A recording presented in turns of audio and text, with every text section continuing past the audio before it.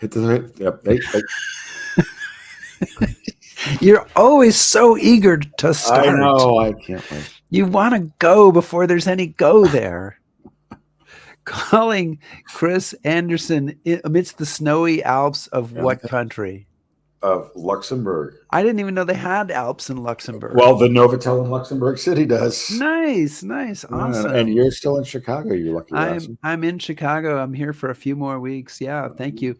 And welcome everybody to History Happy Hour. Thanks to Stephen Ambrose, Historical Tours, for helping bring this show. Check out their rich offering of military history tours at stephenambrosetours.com. And whether you're watching live, watching on replay, or listening on the HHH podcast. Yeah, you did that so well. Yeah, we're glad you're here today. And today we're going to be talking about the amazing story of a Brit who was spying for Japan in America. There's a lot of different countries involved in this in the days before World War II. And Chris, we should take a moment to thank our Patreon supporters, especially our top shelf supporters. And, you know, for months, after we correctly spelled Matt Pierogi's name, then I got an email only like this week from Ken Kavanaugh, who'd been up there as Ken Kava. Well, Ken is just quiet and modest, though, and he wanted to see everybody, if we've misspelled your name and you're a top shelf patron, let us know. Let Chris know, really, because I want everything to do with it. And let us know. And if you're a top shelf patron and your name's not up there, you know, you can go back on replay, put this up, check it out for a while.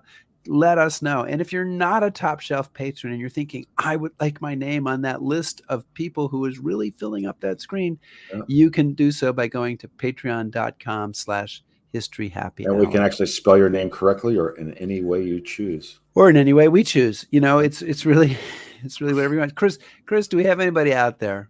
We do. We have Chris from Cambridge, Ron Griswold, Ann Ballard Bryan from Little Rock, Harold Bolts from Hershey, Neil from Asheville, and Ken from Kansas. Fantastic. And, you know, more people adding. I see Ted Moon here back from Italy. Yeah. Oh, back from Italy. Okay. Lynn Hargrove and Jim Stark and Wally Morrison. So names familiar and unfamiliar. Liz Mumford, who just recently became a top shelf patron. So lots of people here, and probably a good excuse for us to get this show underway if you're ready to do it.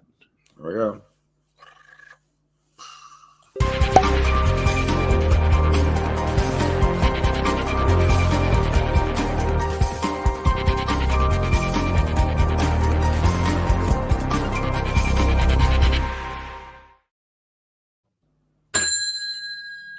The bar is open for some of us. Bar is open. Did that open seem really loud to you, or is it just that my volume level is up? I think you're just so excited. You can't control yourself.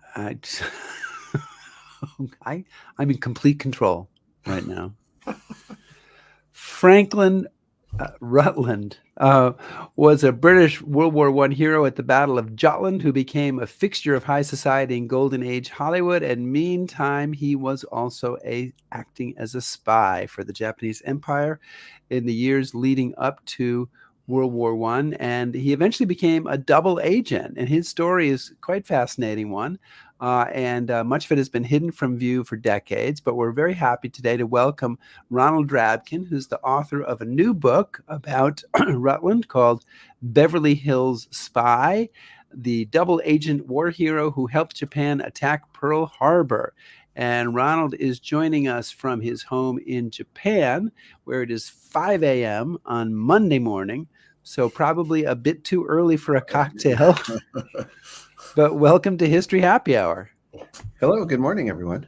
Well, we really appreciate you rising very early. Getting up early and showing us how it's done there. Have we had a guest from Japan before. Well, we had the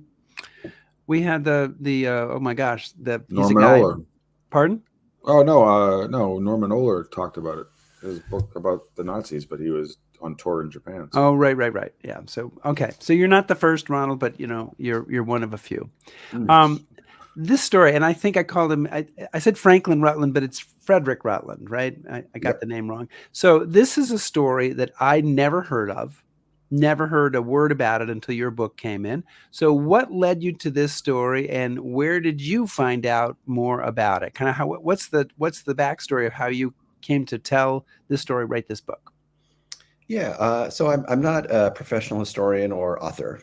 I'm a high-tech Silicon Valley type of guy. So, but actually, I always knew that my father had worked in counterintelligence for the U.S. Didn't know too many details. He was chasing mostly Soviet spies around California. He said he didn't give me many details. And when he passed away about 5 years ago, my siblings and I were cleaning out the family house, and we found all these clues about what Dad had been doing when he was in the service, right? And it was just so mysterious. I decided to look into it, and so I started, contacting the FBI and learning about espionage back in the old days in Hollywood. And as you folks, know, you can ask the FBI. Anyone can ask the FBI for, Freedom of Information Act. Give me any file you have on person X, right? And they come back and they'll say one of two things. They'll say, here's the file you're looking for, or they'll say, we don't have anything for you, right?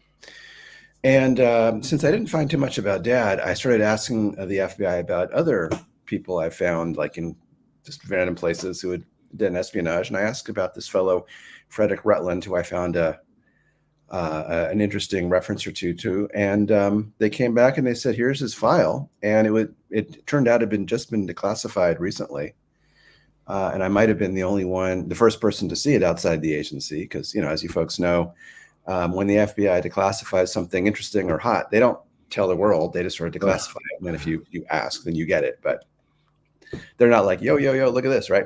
Yeah. And so anyway, I got this file and I'm like, whoa, this guy was da-da-da. And he was a double agent and he was working for the U.S. and he was trying to warn the U.S. about coming. Wow, it's like, wow, this is awesome. So that was the inspiration to write the book. So picking up on that, though, given that there hadn't been really anything done on Rutland of Jutland, when you're describing this story to people, did they say, yeah, right? Or oh yeah, okay. Oh, yeah, totally. Yeah, it was hanging out with movie stars and becoming a double agent, and living in the house he lived in that the Japanese paid for. I looked on Zillow. It's currently about $14 million. It's like double lot, over the Hollywood Hills. It's like it just seemed very, very. It's like, what, really? Okay. Okay. So, did you want to do more? Well, I was going to say, like, before we get into the wild and crazy stuff, I mean, I think it would probably be helpful to give us a little bit of his background, because even his background, I would say, would be somewhat book worthy. So maybe talk a little bit about. Yeah, and you used his nickname, Rutland of Jutland. So you definitely explain that as part of this. Sure. Yeah. So he became most famous in World War I as Rutland of Jutland.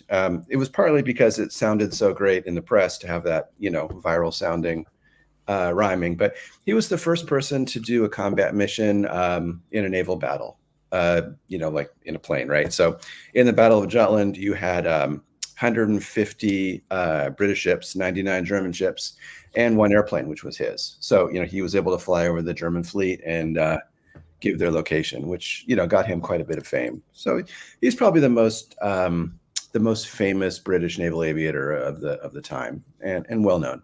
That's him there. Yeah, kind of arrogant or cocky looking guy. Yeah, he's the guy on the left, right? He's the guy on the left. Yeah. The guy on the right is he's about 17 there. So if you're wondering what was up with the lack of beard on the guy, yeah. So that's him on the seaplane carrier Engadine right before Jutland. But the backstory on the fellows is kind of is really unusual. So at the time Britain was a very class oriented society, right? And he was not from the upper class. Like all the other pilots were, military academy, Oxford, Cambridge kind of thing, and he was from the lowest of the low. His dad was a day laborer, like not even a fully employed laborer, but day laborer from the southern port of it's called near Portland in Dorset in the south of England, and basically dropped out, joined the Navy because he was hungry at age. He lied about his age. You had to be 15 to get into the Royal Navy as a second class boy at the time. He was 14 and about 5'3" and 75 pounds, undernourished. And they took him, and he was able to eat and grew to about 5'6" at that point. But what's interesting about his background is the early aviators, the early airplanes, it was really, sticks and string, right? Those things were not very robust. The engines broke all the time. You needed to be more of a mechanic than a pilot, right? And all the other pilots, had come, if you're read classics at Cambridge and you're 22, you don't really know how to fix a plane. You may be right. You don't know how to do these things. And he had spent 10 years moving around. He was a torpedo guy, electrician. He was a diver, all these things in the Royal Navy, and being very good with his hands, he could fix anything. So he was really the most talented pilot of his generation there, which got him in a lot of trouble because people didn't like it. Okay, maybe he was arrogant, maybe he was uppity, lower class, but he liked his new fame, and he had a lot of resentment against him. So he's a hero of the Battle of Jutland, a famous World War I naval battle. He's kind of finding his path to promotion blocked, maybe because he's a little bit of a Chris, fill in a word. He says parvenu. Okay, I'm gonna have to look that up. Okay, so but how does he make a connection with Japan, and how does it turn to spying? Okay, what's the story there? Yeah, so he got more and more famous through World War I, became the head of the air group on the first aircraft carrier they had there. I mean, it was doing really well, and then his career just topped out. So when World War I ended, there's the old joke about Rambo and the soldiers that do well during war don't do well in the peace. He had been kind of knocked down from his leadership role and put into a bureaucratic role overseeing the new carrier construction. But they basically told him, look, he goes for his promotion hearings, and there was a lot of things going on. He didn't seem like a gentleman. In addition to the attitude, he was doing some wife swapping, which is with not the done thing. It was one of the things that, as historians, you read these things and you're trying to put yourself in their shoes. Where did you actually find? I mean, is that in the official record? Yeah. One of his fellow officers, and you're reading it and you're trying to. It's like bad show. I was asking people in my research, like, how bad was that? Could you get promoted as a Royal Navy officer, Royal Air Force officer, when you're shacking up with a fellow officer's wife? And it's kind of hard to tell, but there's a lot of things going on here. But basically, he's not going to get promoted in the post-war Royal Air Force, and he's mad. He knows he's the best. He's a legend in his own mind. He really doesn't like these whippersnappers being promoted over him. And one day, the Japanese Navy had an office in Westminster in London.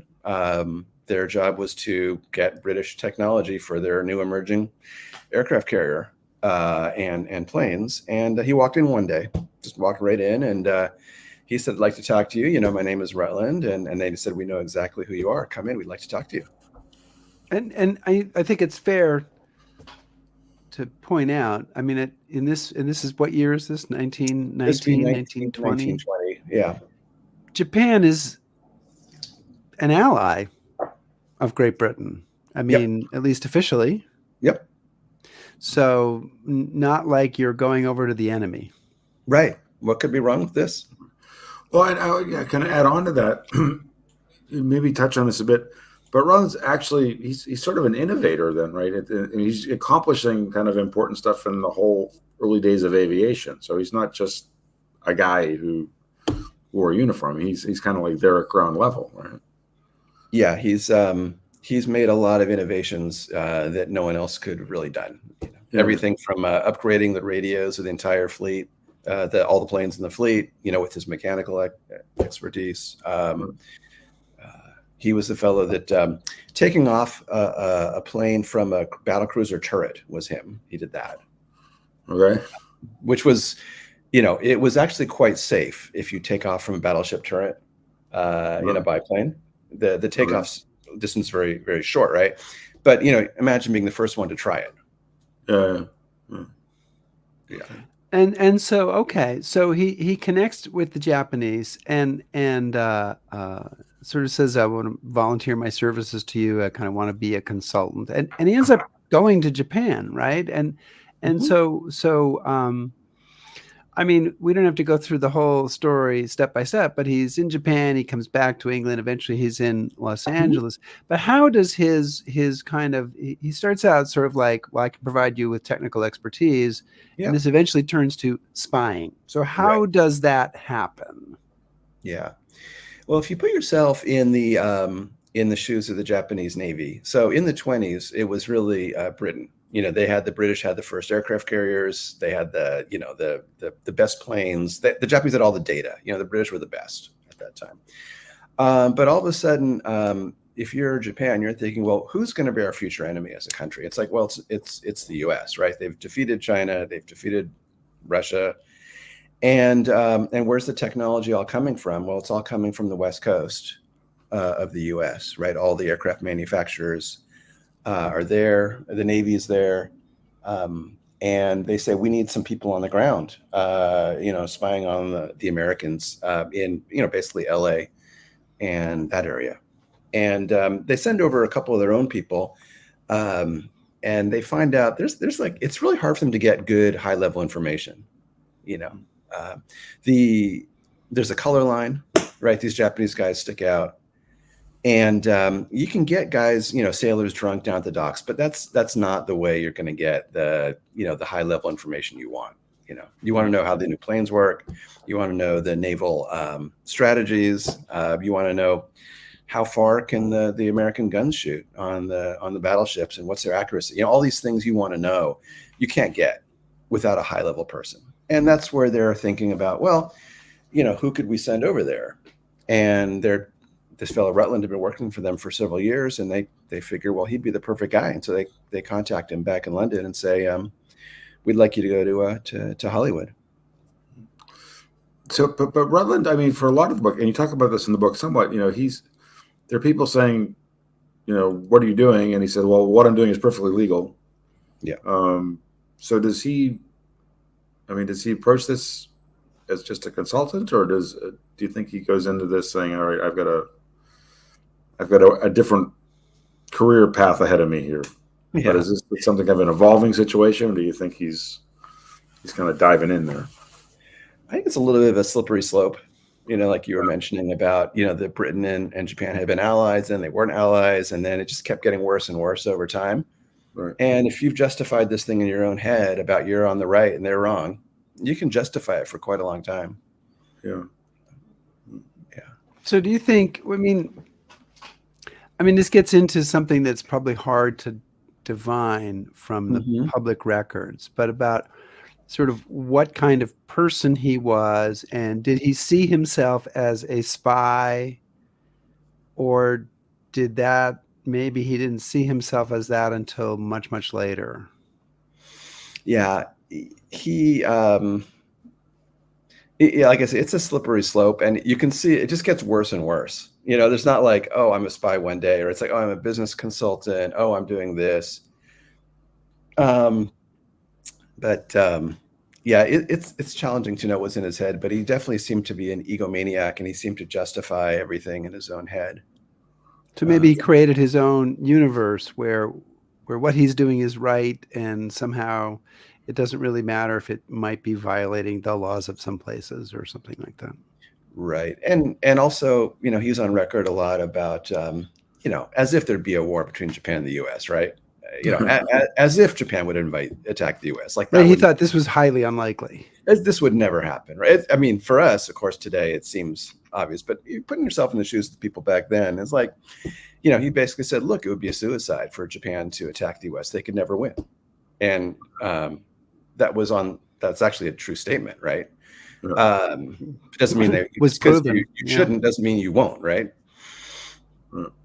So, yeah. So the other thing that surprises me is that, and maybe you could comment on this, pretty early on, there are people in British intelligence, they're like, this is kind of odd. This guy who has all this experience is spending an awful lot of time in Japan, and we wonder kind of what he's doing. And so what's he up to? But something kind of how he becomes British intelligence becomes aware of him and what they're doing about this. Because again, it's kind of shocking to me that as you read the book, Rutland, he's not undercover. I mean, he's not creeping around dark alleys, right? He's like way out.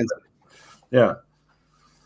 The British knew about it from quite early, from the very beginning. And if you, the MI5 file he got, I got from Q, it's like this. Like they were following him for a long time. And it was kind of like what you were saying, Rick, early on, is like, in the beginning, it wasn't illegal. And then it was a little bit illegal. And it's kind of falling between the cracks here. In particular, as a British citizen in the U.S., spying against the U.S., you're really in a legal gray zone. And he was doing things that, as an American, if you're an American citizen in America, it would be illegal. But if you were British working for a third country, it arguably would not be, right? So, I mean, there's there's a number of roads we can go down, but there are 4 agencies, 2 British and 2 American, that are interested in Rutland. So in the US, you have the Office of Naval Intelligence, and you also have the FBI. And in Britain, you have MI5, and you have their naval intelligence. And I gotta say, both before war happens and then after war happens, when everyone's trying to kind of cover up any issues that there might have been, there's a lot of sort of misdirection, miscommunication going on between these people. They're not all sitting down in the room and sharing information, are they? They're absolutely not. Yeah, and they're all fighting with each other, and they're all hiding information. And it's funny when I talk to my friends who are in intelligence now or recently retired intelligence folks, they're like, yeah, that's what happened at 9/11, right? Agencies weren't communicating, and that to some degree isn't a challenge everyone faces today, right? Yeah. Yeah, well, maybe you could also talk about there's a person here who works for the Office of Naval Intelligence on and off, named Elias Zacharias, and he has a kind of a not so great relationship with the FBI. And it could you tell us a little bit about him and how he kind of the role he plays in this story and his relationship with the FBI. Yeah, so he was one of Zacharias was one of the few U.S. Navy fellows that they got sent to Japan to learn Japanese in the 1920s. So so he was running a couple offices in D.C. for understanding espionage on Japan, and he gets to meet. Maybe I should back up and say he later got famous for being quite the extreme kind of out there guy. He's the one that was writing letters to the Japanese people that were dropped out of B-29s to say give up and that kind of thing. He actually wrote an anonymous Washington Post editorial saying that we should leave the emperor in place after the war is over, which was far beyond insubordination, right? Trying to influence U.S. government policy. Anyway, he is running naval intelligence on the west coast of the U.S., and he gets to meet Rutland. And the two of them find they have a lot in common, and they start working together, right? And at some point, he decides to recruit Rutland. So Rutland is already going like, gee, this is getting worse. There actually might be a war between Japan and the U.S. And this fellow from the U.S. Navy is like, look, why don't you help us out? Why don't you become a double agent and let us know what the Japanese are working on? And Rutland likes this idea, right? Well, I suppose it appeals to his ego. Yeah, and he can make even more money, right? Well, speak. Okay, sorry, go ahead, Rick. No, go ahead. So speaking of money, I mean, we've talked about him walking into a Japanese office in Westminster and saying, "Hey, I've got all these great ideas and things to talk to you about." But then he's in Hollywood, and as you said, living in not too bad in the digs apartment. And he's traveling with the rich and the famous and the great and the good.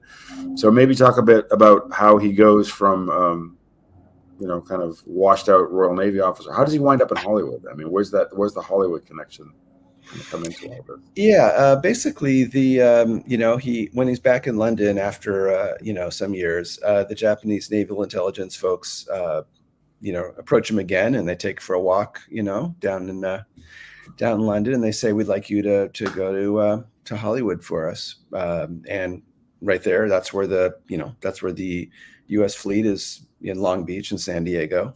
It wasn't in Pearl Harbor yet, right?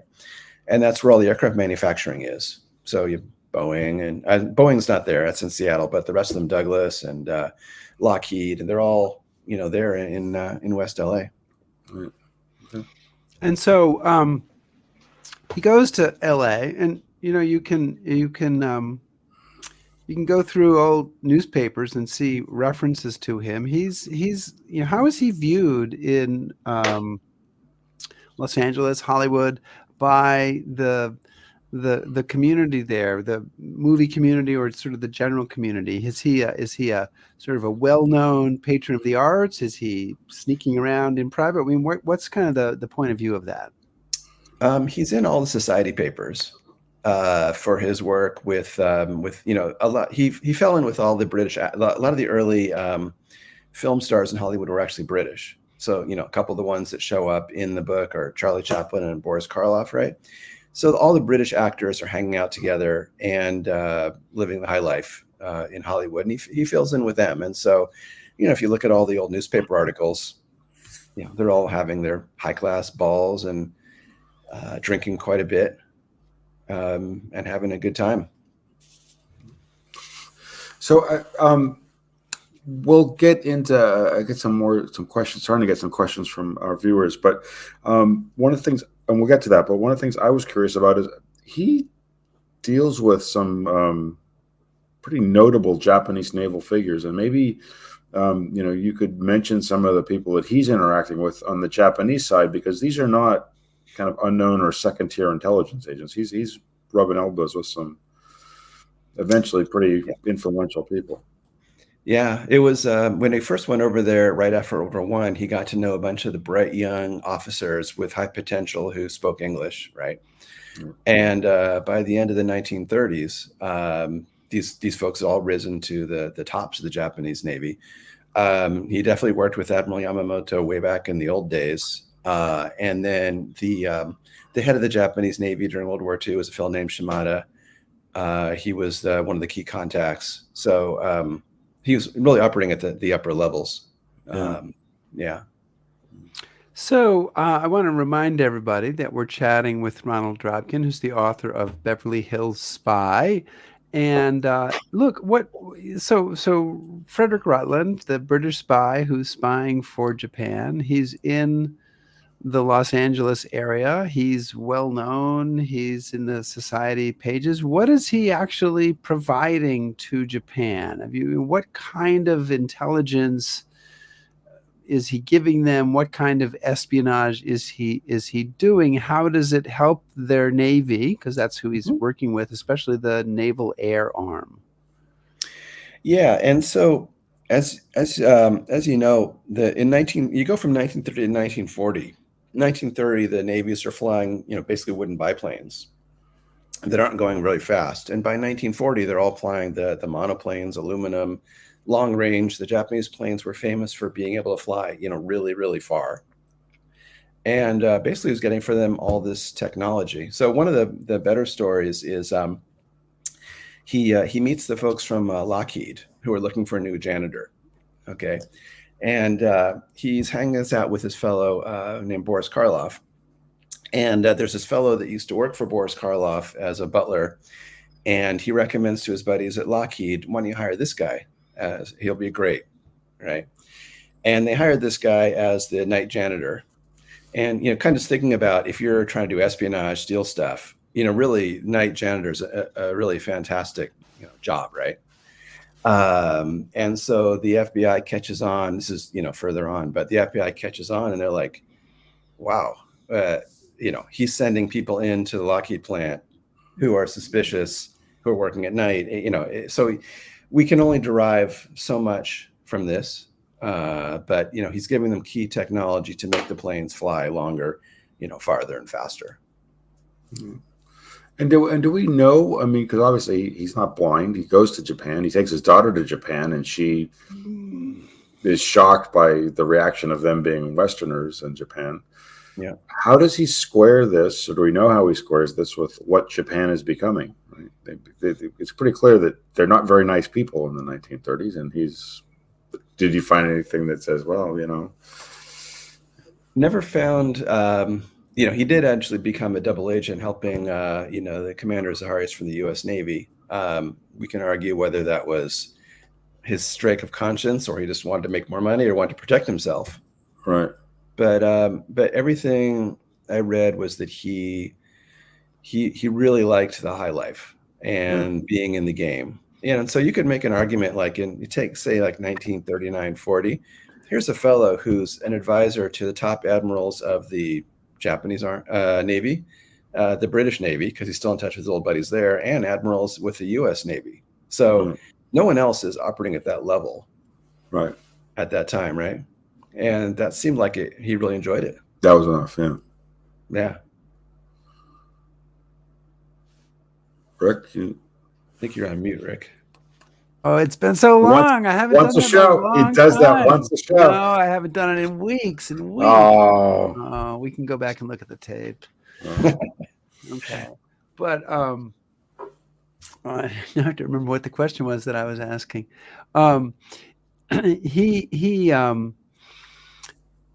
is out there providing information to the Japanese, and it's the late 1930s, and he is starting to get concerned that maybe he's in an untenable position because maybe he's like, oh my God, I'm a spy, or at least he's realizing that that's the way it's going to be viewed. So how does he connect with the Americans, and what kind of information does he give them? And to just pile a third question on, then kind of what does this do to the whole dance of the different agencies that are working on this, the FBI, ONI, MI5, etc. Take it away. Well, so he's a Navy guy. He likes the Navy, right? He likes Navy people, and they love him, right? I mean, this is a famous World War I pilot, right? So he goes in to meet the U.S. Navy intelligence folks to start, and they just have a lot in common, right? Yeah, and the FBI at this point, J. Edgar Hoover was he didn't really care about Japan for a long time, right? He was more into his image, going back earlier, Al Capone, all that kind of stuff, right? And FBI wasn't as excited about things until they were, right? Until things got, really heated and they started jumping in. And at that point, naval intelligence, U.S. naval intelligence and the FBI started fighting quite a bit because the U.S. Navy intelligence folks, they were amongst the few Americans that saw a threat. Like they knew that there'd be, well, they didn't know. They suspected highly there'd be a war with Japan. And the FBI was just kind of like, yeah, whatever, for a long time. You asked about British intelligence. British intelligence has this stack, this file, 1,000 and some pages on this fellow, and it keeps getting worse and worse over time. And they start talking about, I found these British intelligence files where they're saying, we need to start talking to the Americans about Japan. It's going to be more and more of a threat. And they're like, well, but if we tell the Americans anything about Japan, we're going to have to mention Rutland. And they're going to flip out that our famous war hero has been operating openly, spying on the U.S. for, a good half dozen years. And we haven't said a word to them. Like, how are we going to bring this up? That's just very embarrassing. Yeah, that's. Whoops. By the way. Yeah, there's a memo. There's a couple of memos that you sent us, and I think they might be from a little later. But there's one memo where the British are saying the American authorities have come to us saying that they had enough information against Rutland to shoot him. Before taking such action, which would lend to headlines in the American press of the shooting of a British officer, they wish to know whether the British authorities might not prefer to have Rutland returned to England. Well, and that is what happens, isn't it? He's somehow, whether he's sent to England, or he's lured to England. That is kind of what happens at some point in 1941, a very big year. Yeah, they figure out, this guy is just really embarrassing to everyone, right? And in the other background going on is, Britain wants the U.S. to join the war against the Nazis, right? Battle of Britain's going on, and the British have quite an intelligence, a propaganda thing going on, trying to get the Americans to sympathize with, with Britain in the war with the Nazis. And if this had hit the headlines, it would have been, very, very damaging to the British. Basically Winston Churchill's top priority was to get America into the war, right? And this would have been damaging. So it was beyond embarrassing by this point. It was potentially dangerous to, to the whole ball of wax, right? Yeah. Well, and can you, we've touched about, you've mentioned that, some of the actual real intelligence or information he's providing to the Japanese, the improved technology, longer flying, faster airplanes, all that sort of thing. Yeah. Because we've had a question from Lynn, one of our viewers, is what sort of real information did he provide to the U.S.? Is he giving the U.S., tipping them off on anything really real about the Japanese, or is he just sort of chatting with us? He definitely gave the U.S. naval intelligence, information on the Japanese spy networks, which were rolled up and removed before the war started. His big offer to the U.S. was like, he basically was saying at the end there, he's like, look, I'm a key guy in the Japanese naval intelligence and with the Japanese Navy. It's like all the admirals, all the leaders of the Japanese Navy. I've been working with these folks for 20 years. There's very likely to be going to become a war between Japan and the U.S. And the Japanese typically strike first. That's the MO. The Chinese War, the war with the Russians. They always strike first. And I'm going to know what's going on. He's saying.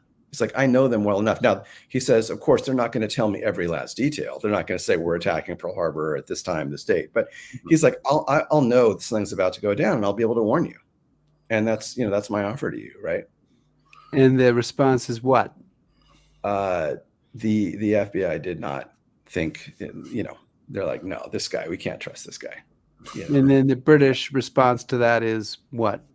They're like, the British are like, we need to keep this on the down low. And so what appears to happen is the British made him an offer to go back to UK, and they promised him something. They didn't tell him he's going to go back and get put in jail, right? They told him he was going to go back and do something great, and he believed it.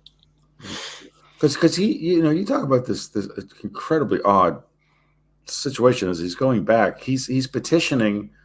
He's done everything he can to undermine the Americans, certainly, and you could argue certainly his own country. But then he's trying desperately to get involved in the war effort and get his commission back in the Royal Navy. Yeah, which I found kind of shocking. Or bold.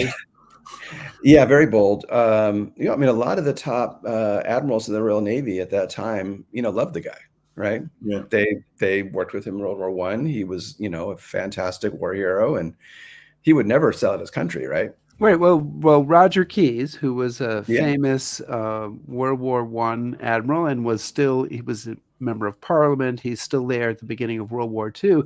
He gets up in 1942. At this point, Rutland is imprisoned. He's imprisoned in England along with Nazi sympathizers and other people.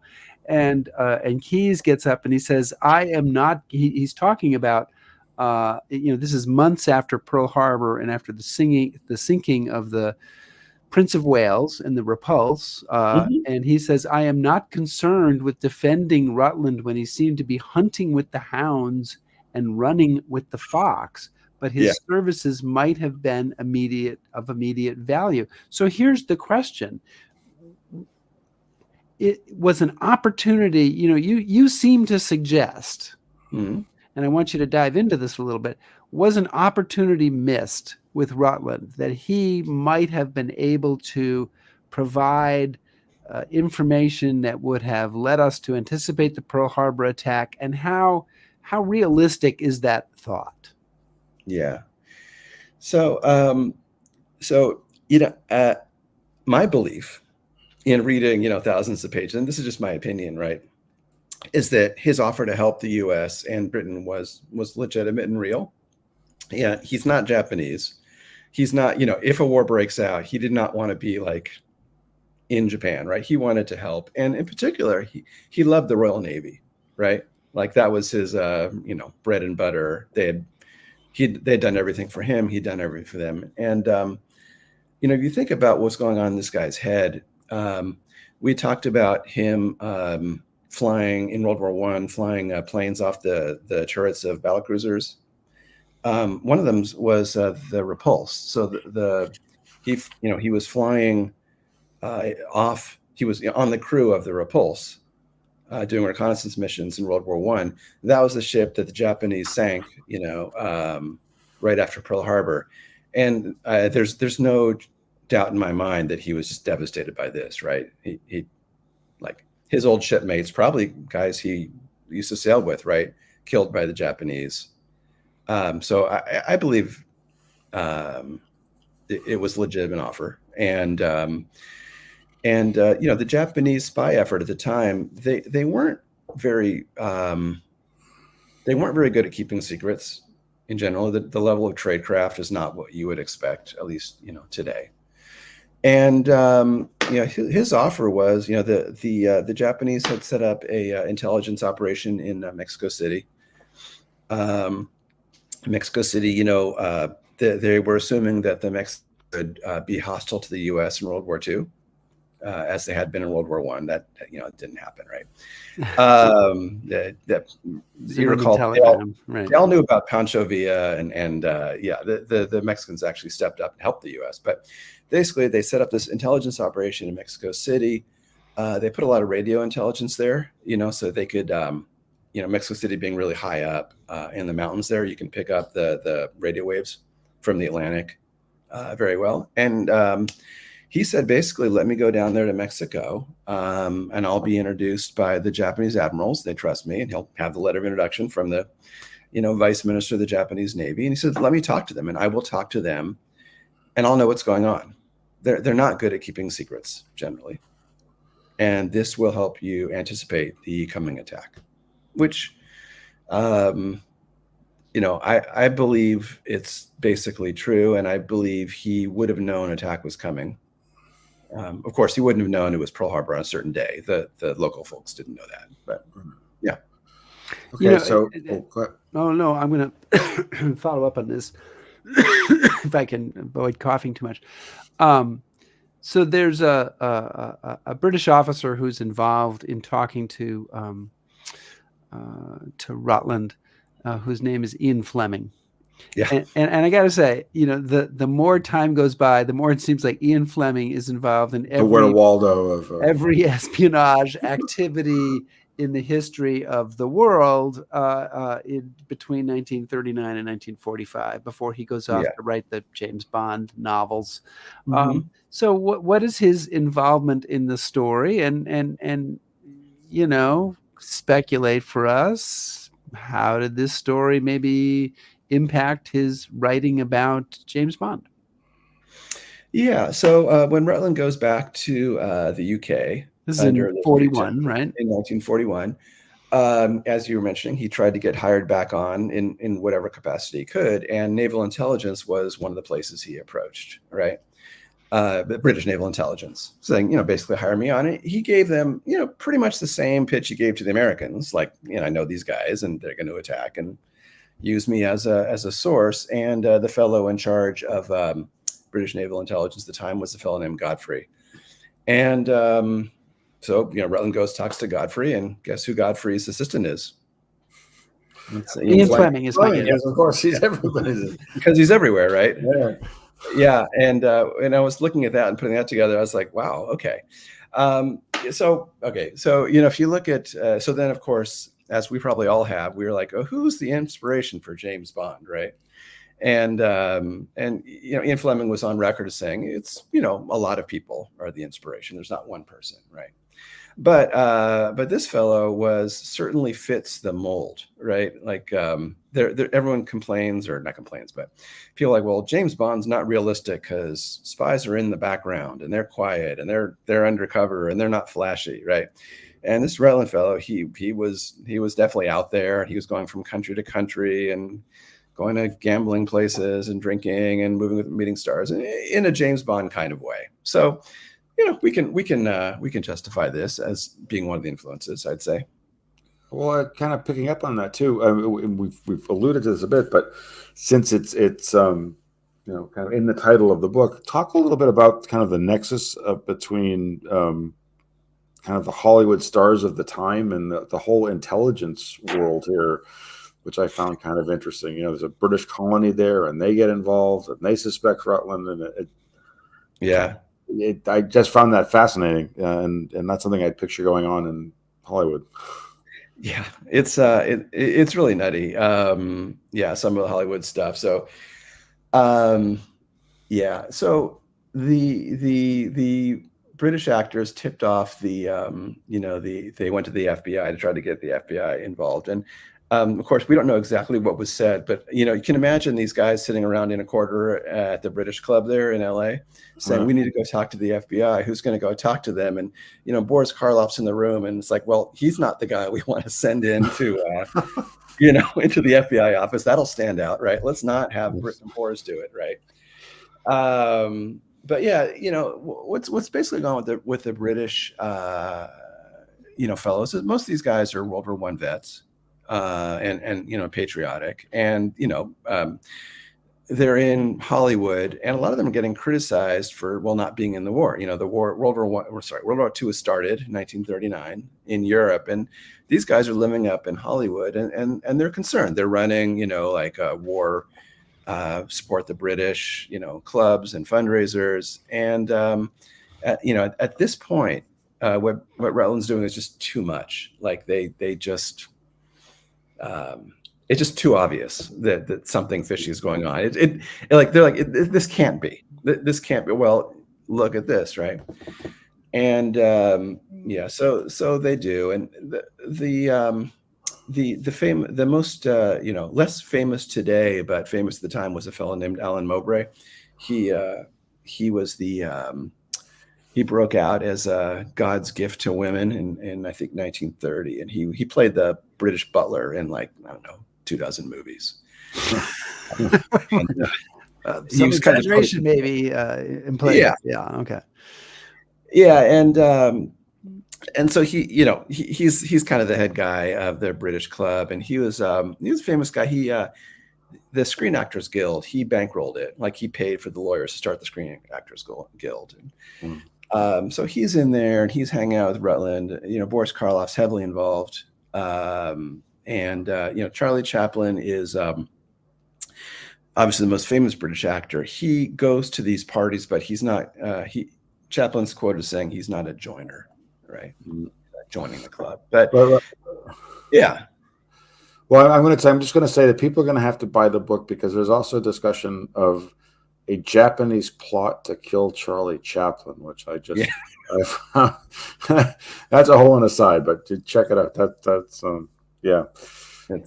But here's a question that comes from one of our audience members, and I thought this was interesting, which is, okay, so the Americans are keeping tab on Rutland, the British are keeping tabs on Rutland.